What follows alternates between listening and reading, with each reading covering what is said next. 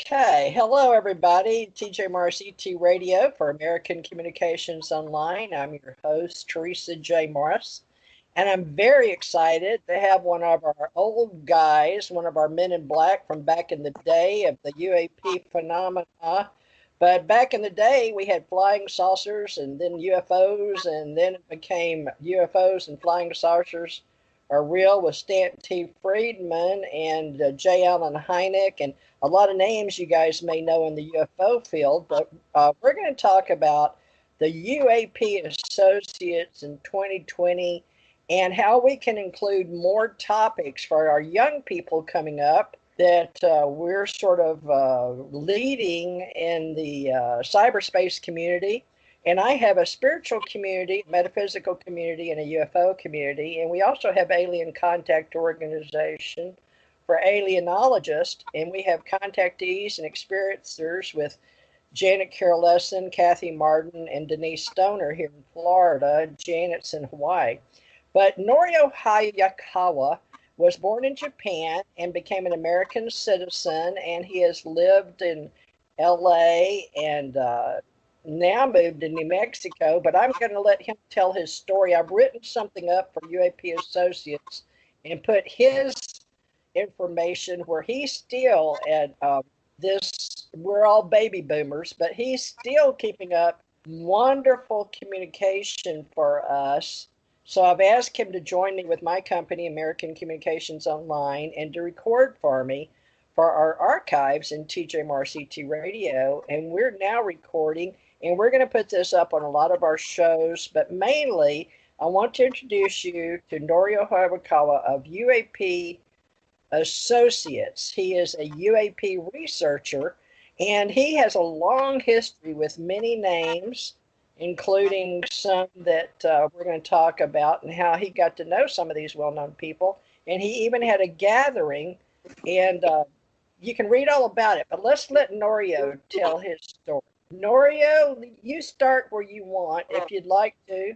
44, maybe. Thank you so much, TJ, for having me on your program this afternoon. It's my pleasure to talk about this important topic, the unidentified aerial phenomena. In other words, UAP. I used to this. I dislike the word UFOs because I'm not even sure if UFOs are actually objects or not. I'm talking about physical objects or not. So, for safety's sake, I like the term UAP, unidentified aerial phenomena. And so I've been researching on this topic since 1961 when I was in high school, actually in Japan. And then in 1964, I became interested while I was living in Yokohama, Japan. In 1964, I heard about this Socorro, New Mexico UFO case witnessed by a policeman, Moore, and that was 1964. And in 1965, I actually received a scholarship from a college here in New Mexico, in Albuquerque. And so I came to this wonderful, enchanting state of New Mexico in 1965, where I spent almost, 8 years or so. And then I moved to Arizona, where I became a high school Spanish teacher in a public school outside of Phoenix. And then in 1982, I moved to Los Angeles, California, where I spent a lot of years as a licensed funeral director over there. And in 2008, my wife and I decided to retire here in this beautiful, spacious state of New Mexico, USA, where I now reside in a lovely city called Rio Rancho, just outside of Albuquerque. But as I mentioned to you, my long history of UFOs, which the term I don't like, but anyway, one of the turning points of my study came in 1988 when I became interested in the location now everybody knows, the Area 51. So since 1988, I've been into the research of Area 51, and at the same time, I became interested in 1988 about an strange allegation of an existence of an underground facility here in New Mexico known as the Dulce underground base theory. And so right now, I mentioned to you, I live in New Mexico, and New Mexico is the fifth largest state in the Union in area, fifth largest. Yet the entire population of this state is only 2 million, and it hasn't changed in many years. But nevertheless, New Mexico is a fascinating, spacious state, and this is the reason why I believe that leading edge military technology has always been tested here in New Mexico. In fact, right now, White Sands Missile Range are conducting the leading edge technology in directed energy weapon systems. Where I live, right near Albuquerque, is a base called the Kirtland Air Force Base, which is the headquarters of Air Force Research Laboratory, and which is located inside the Kirtland Air Force Base, as well as the Sandia National Laboratories, which is a very, very important national defense contractor. They are located within the Kirtland Air Force Base. And so I am blessed to be living here because New Mexico is a location where it's an ideal location for the U.S. government to do research on military technologies and latest, weapon systems research. It has Los Alamos National Laboratory, just an hour away from Albuquerque, and it has, White Sands missile ranges down south, and then it has many, many locations of interest right here. And so I'm talking about this unidentified aerial phenomenon from this aspect while living here in this land of enchantment, which some people call it the land of mystery.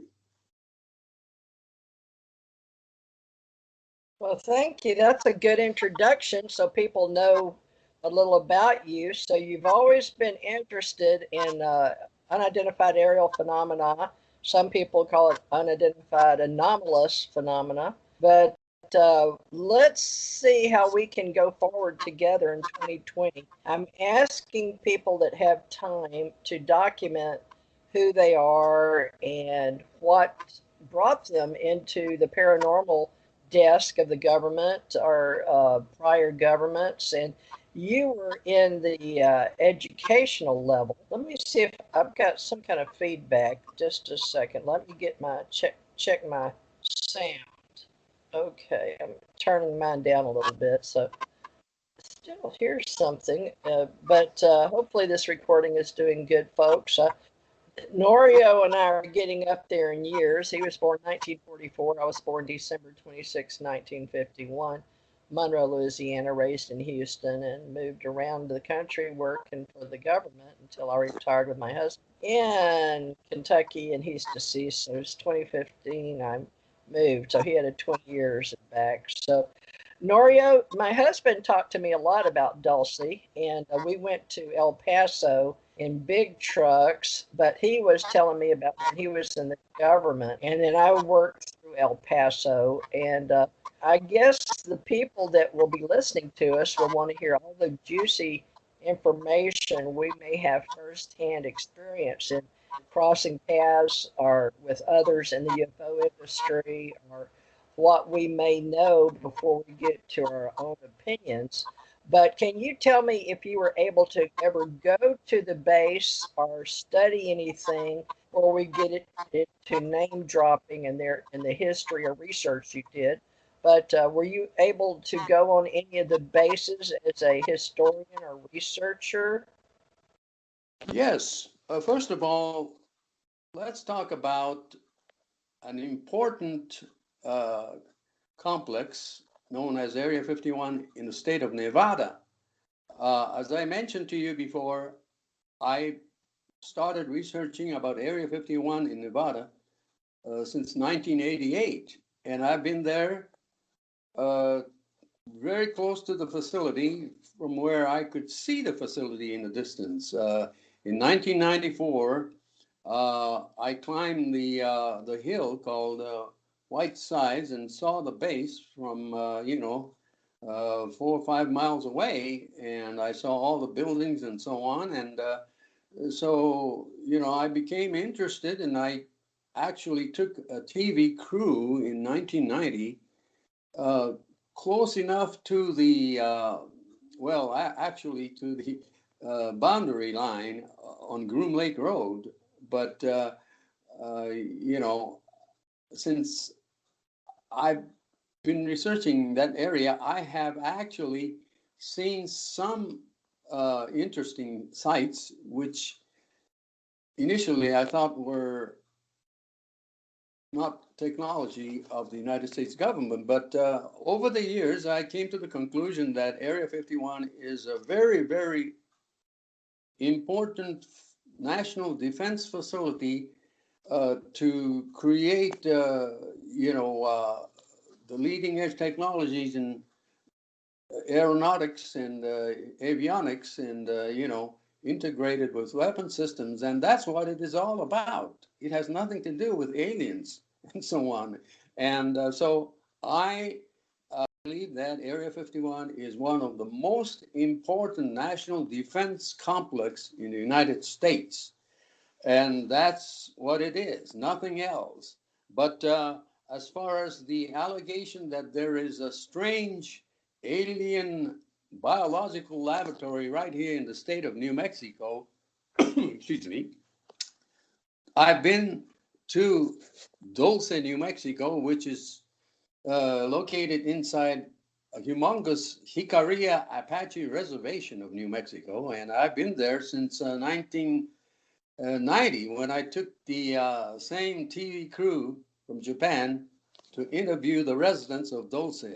And since then, since 1990, I visited Dulce many, many, many times. Even now, once in a while, I visit Dulce because it's only about 3 hour drive from where I live here in Rio Rancho. Excuse me. And I have made many, many, many local friends in the Dulce area who have told me of some amazing experiences that defy um, reality as far as I'm concerned.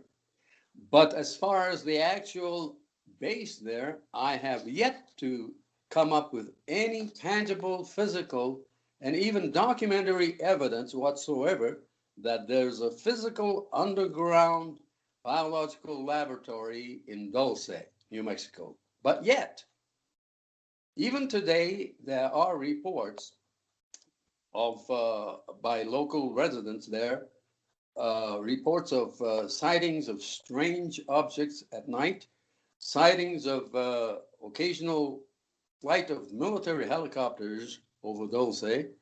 So I am convinced that even though there is no physical, tangible uh, documentary evidence whatsoever that there's a physical underground base there in Dulce, I'm convinced that there is something there that may not necessarily be a physical phenomenon.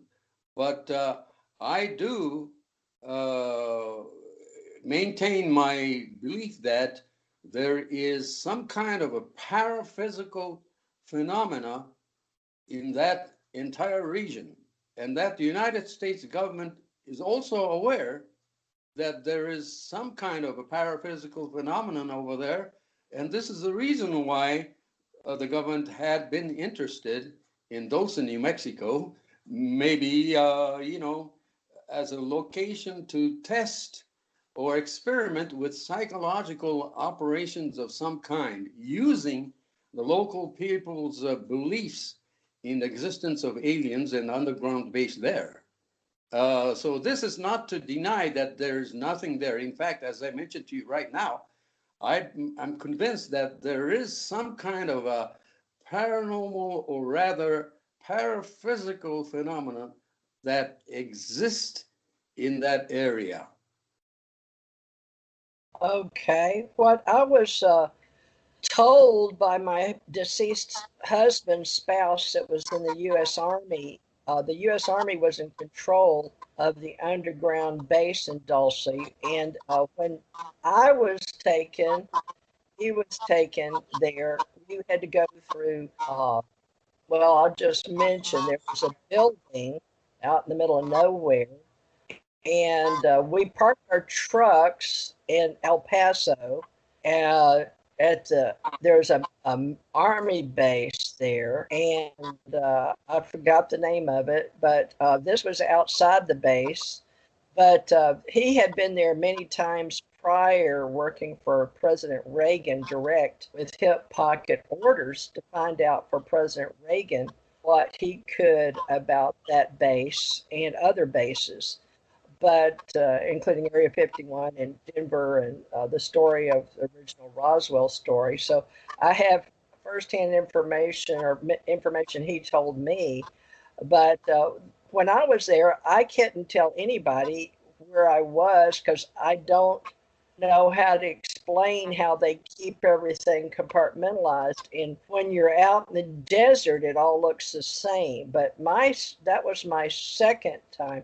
I had experience with firsthand white sands when I was a young child because my uncles worked at Los Alamos. But so you can't confirm or deny. My husband said there were many levels in the base because he worked there twice, and they would let them go in and work several months at a time. And they had they had recording videos as well, but they would delete them when it came to some of the UFO underground reverse technology there. So he said there was on the very top of the mountain, there was a lookout. You could go up, but you had to have the key to the elevator up and down. But did you hear or have any historic documentation that you could help me provide? Because I can't say it was Dulce, but that's the only mountain that comes up that we drove for hours from El Paso.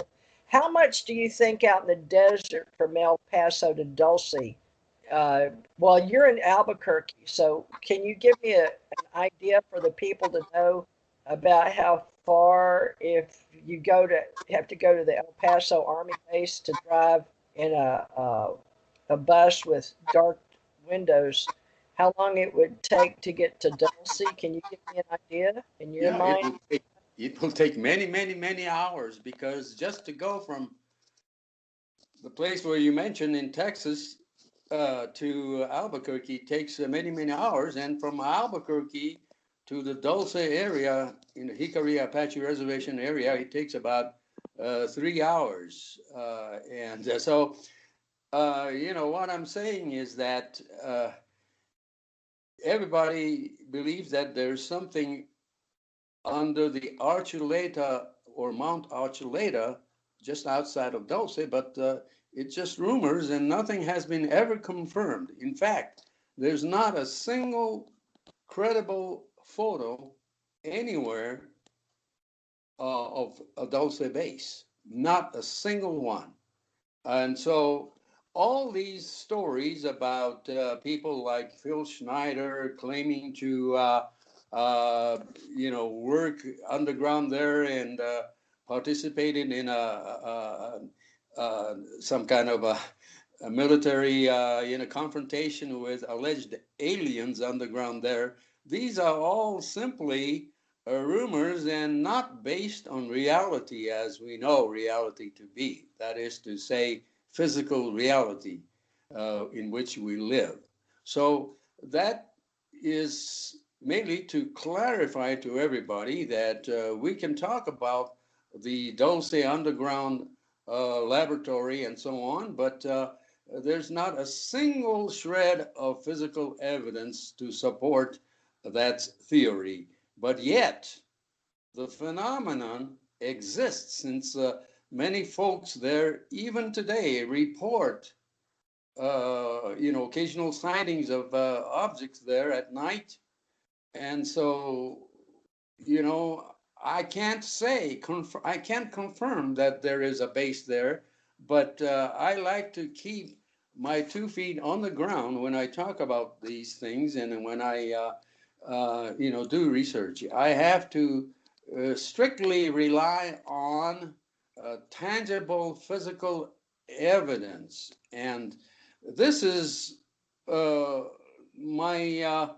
theory that, in this humongous cosmos or universes that we live in, uh, there are billions and billions of sun-like stars that maintain billions and billions of planetary systems in this humongous universe. So there has to be, most scientists agree, the possibility, at least, of existence of other intelligences other than us in this humongous universe. But to say that the UFO phenomenon represent some kind of actual physical visitations by those entities in physical spacecraft of any kind is preposterous to me. When we talk about physical reality in which we live, but but since there are many, many reports of folks claiming to have been abducted by strange entities in strange craft, you can't dismiss all these claims. That's why I leave the door open that this whole matter may not necessarily pertain to physical reality, but some kind of a paranormal or paraphysical intrusion into our dimension by entities which I call sentient, paraphysical uh, entities that dwell in a dimension that coexists with us.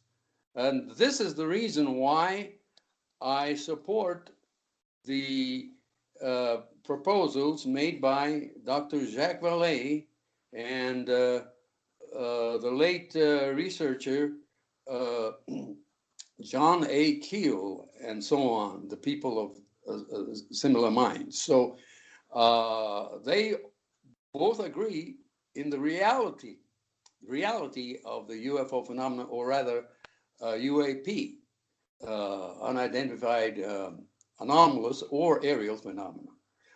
That's the reality. But I'm very doubtful that the United States government is keeping any secret intentionally about this thing, because they themselves are puzzled by it.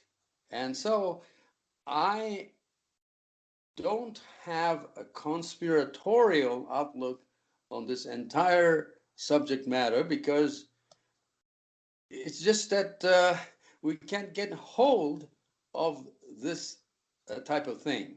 And but yet I continue to do researches, because in this world there are things that we cannot see that may exist, and we cannot explain by our contemporary scientific empirical methodology. And so I'm a person who believes in the existence of the supernatural. In fact, I believe in the existence of a creator.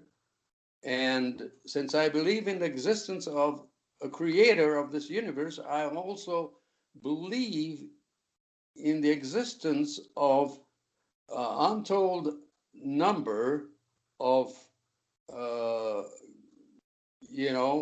God's creation, such as the physical entities that are known as angelic entities, some of which have revolted against God and caused a cosmic revolution eons ago, and are known as fallen angels. But that's another subject matter. But that's how I stand with my beliefs.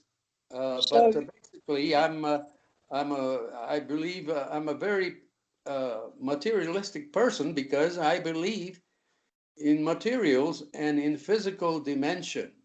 But yet, I am open to the possibility that there are supernatural matters in this whole universe.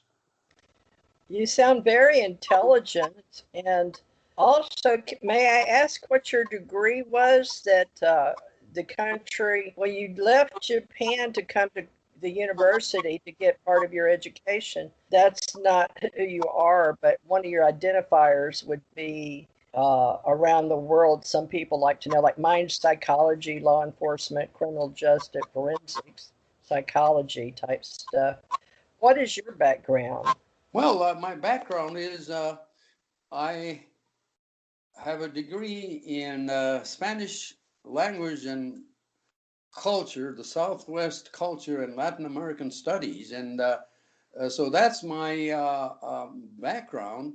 But yet, in my life experiences, I've had so many things going on. For example, I am also a professional musician and singer, and I have spent some time traveling in a country western band, going to Canada while living in Arizona. And so I am a person that's interested in a lot of things. And so, you know, I try to be multilateral in my outlook on this world. And I'm glad that God gave me this kind of worldview of things, and so that's where I stand. Well, did you go through? I'm also a singer, songwriter, musician. I took it in school. I was a singer on television and a dancer as a child for KNOE in El Dorado, Arkansas, Channel 10. But as I grew up, I took piano and then trumpet. But I really enjoyed being married to a musician that was with the Musicians Union, and that's how I believe I got to meet President Reagan, was through being his wife and had psychic abilities. It was destined for me to meet Ronald Reagan then in Houston. But being a musician, I joined BMI, Broadcast Music Incorporated in Nashville, and also IBMA, International Bluegrass Music Association. Became a producer and did some music and wrote some songs. Did you by any chance go through Ohio County or do country bluegrass while you're on your way to Canada? Are you familiar with Bill Monroe Foundation or Bill Monroe Bluegrass Boys? Anything Oh, to yeah, do with bluegrass? definitely. Although I'm not much into bluegrass, I have been very much into classic country, and that's what I do. I'm a keyboardist, and I do my own thing. I have my own one-man band type thing, and some of my, or many of my work is in YouTube. And so, that's as far as music concerned is. But since I'm very much into cosmology, I also do a lot of so-called New Age type, cosmic type of music, instrumental music, which I create. And, so some of Those can be seen in my YouTube videos. But that's who I am. I am into the mysteries, and but at the same time, I put my 2 feet on the ground, so I come down to earth, and that's why I like country music, because it's down home style of music, but yet I enjoy the creative, cosmological type of music that's more complicated, in structure. So, yeah, that's who I am. I do research on this fascinating phenomenon called the unidentified aerial or anomalous phenomena. But at the same time, I do have other interests. I do a lot of exploration in New Mexico, and I put those exploration in a video on YouTube. In fact, I just visited right near Rio Rancho. There is a natural wonderland. It almost resembles a moonscape area, and it's only about a 25-minute drive from Rio Rancho or Albuquerque, and it's called Ojito Wilderness. And so this is a place where you can get this feeling that this world sure is mysterious. It's like going to another land that time forgot. And so I'm into all these things. And so I live here in this wonderful land of enchantment, New Mexico. And I'm forever grateful to the Lord for bringing me and wife here to this wonderful state. Well, there where you live, I feel like you were called there to help us all understand and to be a communicator because not only is ufology and alienology got their own language and know most of the players in the background, but we have music, which is a language in math. And I've received sound vibrations as well as out of, one might say, magic prior to the internet a sign like a crop circle, but it was for the Ascension age and the Ascension Center work that I'm doing now. I have feedback on my own self, so I need to find out what that is. It must be levels too high. Do you hear a feedback at all when I talk, Norio? Well, just slightly, but I can hear you quite well. Okay, well I turned it down again. I guess I have it. I turned it down. Do I sound okay now? You sound perfect. Okay. What I'd like to say is I have seen, I guess one might say, fractals.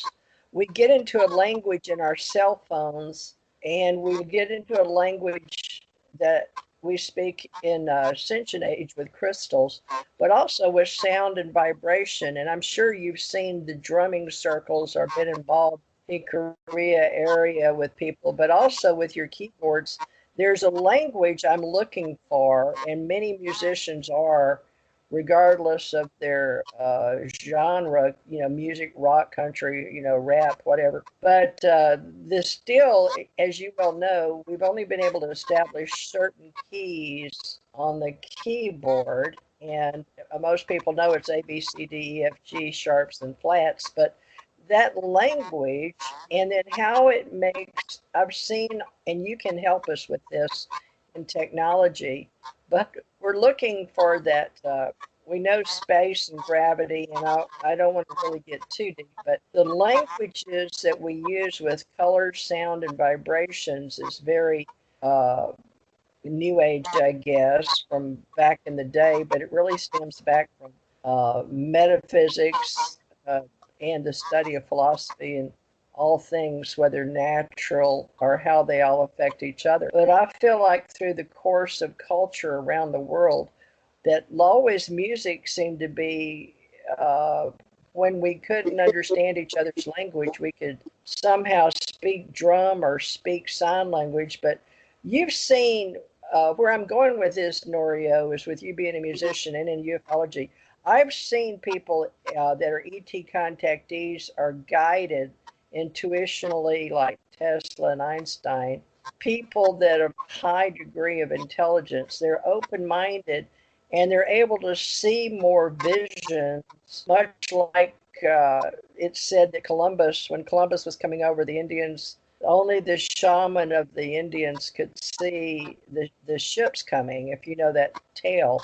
And the same thing goes with music. Some people have an ear and can see the signs like salt or sand vibrating on a bass, maybe. But have you studied any of that? And I don't know if there's a name, there's probably a musicography or, something to do. Plus, I'd like to talk to you, being Japanese, about the light and the water and the salt. And the gentleman from Japan, you may be aware of, studied like water crystals. Do you see where I'm going with that? Do you have any intel? Yes, I definitely see where you're going with this, because a good example of the interaction between us and possibly other entities, as you said, could be music. And a good example was a scene from the movie called Close Encounters of the Third Kind, where they try to play several notes. And then the object seemed to have appeared, after that kind of music was made. And so, yes, there is definitely something mysterious about the music and interaction. But all of this points out to me that there is something about selection. In fact, my theory is that some folks are pre-selected in advance to observe something. And this is the reason why I state in some of my videos that some people are just pre-selected to have a sighting, because many people don't have sighting experiences. So I think it's a matter of selections, and some people or a group of people can be selected at a certain location and time to witness the physical or paraphysical intrusion into our dimension by those entities that I believe are sentient and paraphysical in nature. And so this is the reason why I cannot disclaim at all the claims of sightings of so-called flying saucers or UAPs. I cannot discount the claims made by people, because maybe they have been pre-selected in advance to witness that sighting.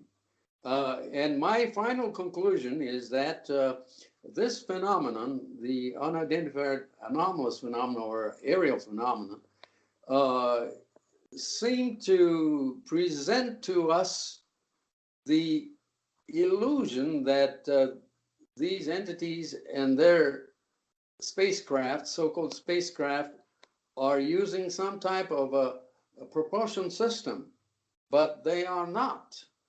I'm just guesstimating that they are not using any kind of a propulsion system, but they have the ability to materialize and dematerialize at will. So in the case of 1964 in New Mexico, the Socorro landing case witnessed by Officer Lonnie Zamora, after he witnessed the oval-shaped object about 300 feet in front of him, in a few minutes, that object seemed to have taken off at tremendous speed into the distance. And my theory is that they were not using any kind of propulsion system, but they were just using the power to dematerialize at will. And that's another one of my area of interest, is the sudden materialization and dematerialization of these entities and their craft in front of our physical sight, presenting to us the impression that they were using some kind of a propulsion system. My belief is that in order to come to our dimension from another space, there's no need for a physical spacecraft of any kind, but their ability to instantaneously materialize and intrude or break the barriers of our dimension, presenting to us that we are seeing some kind of a physical material flying in the air. And so that's another one of my uh, conclusions that I have come up recently.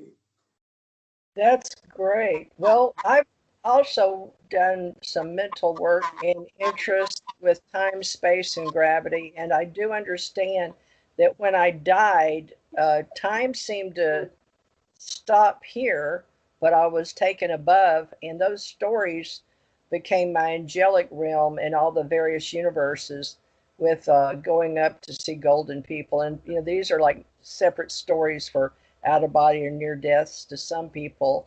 And then other times, I can talk about past lives and memories. So that becomes a whole another genre in the past. However, like music and crop circles and sound and vibration and patterns and signals that have been left on the, you know, with the ancients and pictographs in mountains. I believe it's all coming together. And what you and I are doing is talking, and you can even translate Japanese, Spanish, and English for those if we ever had a gathering of the seniors before we pass. I would like to see that happen. But in the meantime, we may can do a little things such as we're doing here.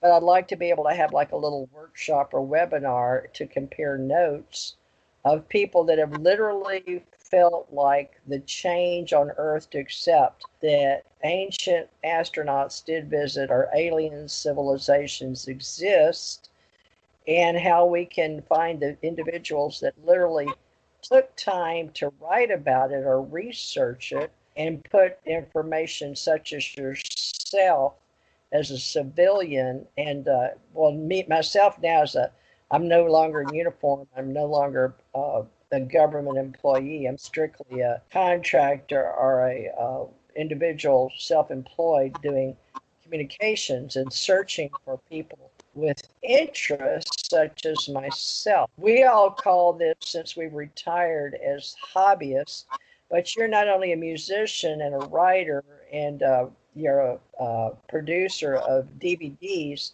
but did you write a book? Did I see a book or in your repertoire or in Amazon that you wrote? Could you Well, relate to that? sure. A long time ago, many years ago, I wrote a manuscript called UFOs, The Grand Deception and the Coming New World Order. And that was in 1993 when I was traveling throughout the United States giving lectures on this subject, the UFOs, the Grand Deception and the Coming New World Order. And, you know, it's a, it's a, it's a collection of things along with my 2 cents worth of the UFO phenomena. And so, you know, I uh, I was very much into UFO conspiracies in the 1980s and early 1990s, and I got to know people like the late William Bill Cooper, who used to live in Arizona, and I used to help with his first lecture which was held in Los Angeles. And at that time, Mr. Bill Cooper was a strong believer in the physical existence of UFOs and aliens. But later on, towards his life, he departed from that kind of thinking, and he became convinced that the entire UFO phenomena was manipulated by the government to create panic so that the world will succumb to the forced global governance of, or sometime a new world order type stuff. And so I was very much into that as well in the 1980s and early 1990s, but nowadays I have departed from that type of thinking. And as I told you many, many times here today, I'm a believer in the reality of the UFO phenomenon, or rather the unidentified aerial phenomenon. I believe that they are real, but that unfortunately I have not been able to come up with any concrete, tangible evidence that we have ever been visited physically by physical extraterrestrial biological entities in physical extraterrestrial spacecraft of any kind. So that's my position. But that does not mean that I am not a supporter of the belief in the existence of the phenomena. The phenomenon itself are real. The phenomena are real, no question about it. But we just can't get hold of what's behind it, the nature of the phenomenon. And this is the reason why I said before that I am certain that the United States government itself is puzzled by this phenomenon. So this is the reason why I don't think there has ever been an intentional cover-up of this phenomenon by the U.S. government. The position I take is similar to that of John Alexander, whom I know. I worked with him a couple of times in New Mexico. And so that is my position right now. Well, I get that this is an important time. We're splitting the internet in cyberspace.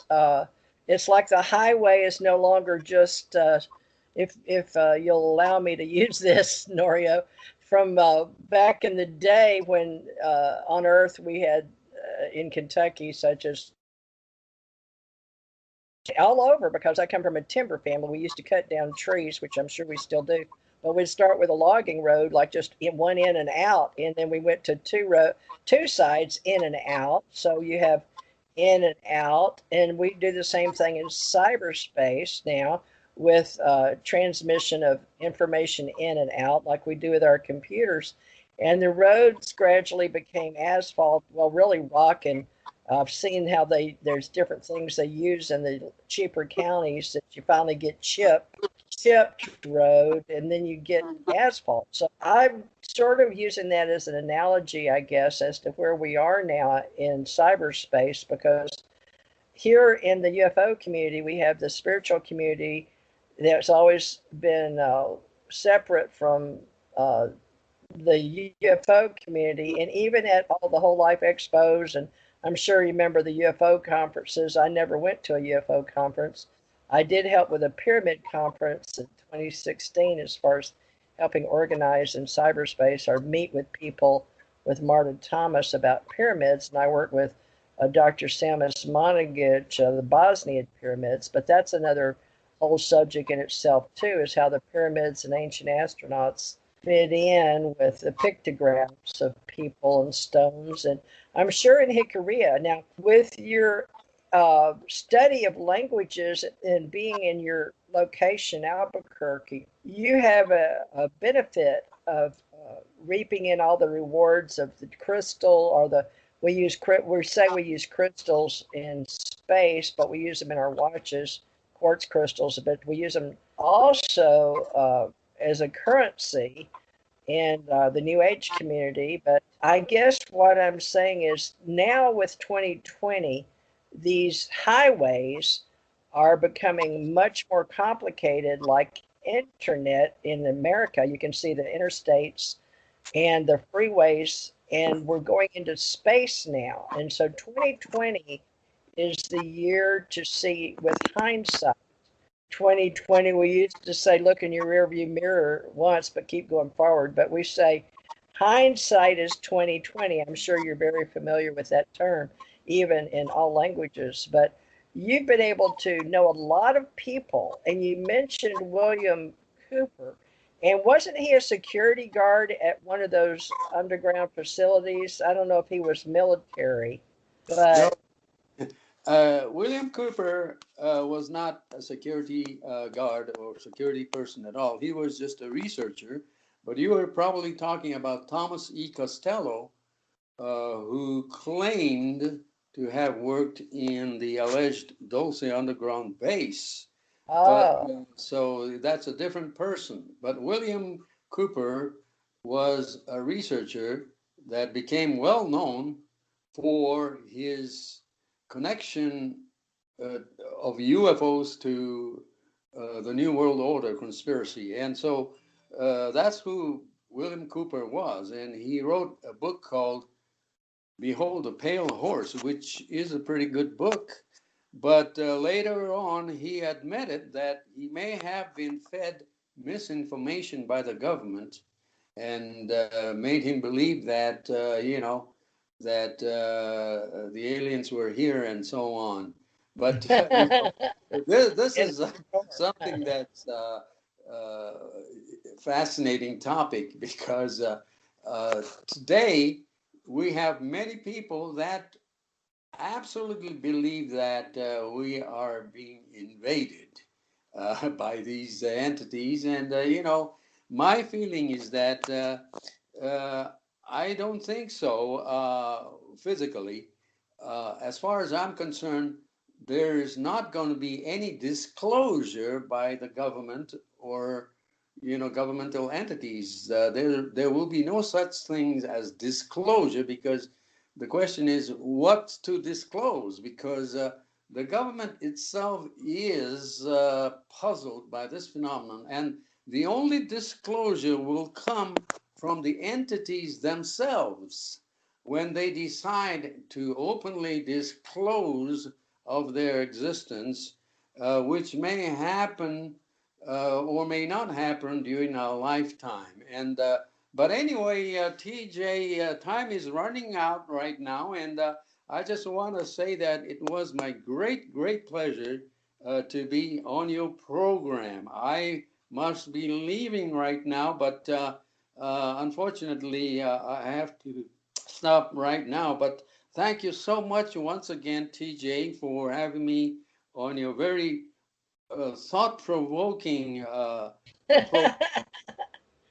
Well, you've got a lot of information, Norio. I would love to have you back. Do you think you may be available in the future for another hour sometime? Sure, sometime definitely when I get more new information, I will definitely contact you to share those type of information. Once again, thank you so much, TJ. Thank you. I'd like to talk to you about some of your people, including what you, there's stories that you have with, some people, your first blog in 2015. I can't remember his name, but he was in the Air Force. You remember your first blog in 2015, that gentleman's name? Uh, Well, I have met so many people in this world, including people like Bob Lazar and Area 51 associated people and all this and that. But Well, we uh, can cover it in the future if you're yeah, willing. I would like to jog your memory so people will know your name and how yes. you were able to research people. And thank you so much, Thank, Norio, for all you've done for all of us in the community out here, in the global community, and especially in ufology and alienology. And we'll put you down as a UAP associate because that's really where your heart goes with all this phenomenology, I would think. There's a lot out there, and you could discuss angels, and we can go into that in any way that people look at it. But thank you for your music and your words and your writing and your time for everybody that you've helped out here in cyberspace. All right. Thank you so much. Thank you so much. All right. We know your name, and they'll find you on UAP.associates, Norio Hayakawa, and our Citizens Intelligence Director for all of us with UAP. Thank you, and we will get you back here. I will send you a copy of this. Thank you so much. It will Thank you. be open source. All right. Thank you.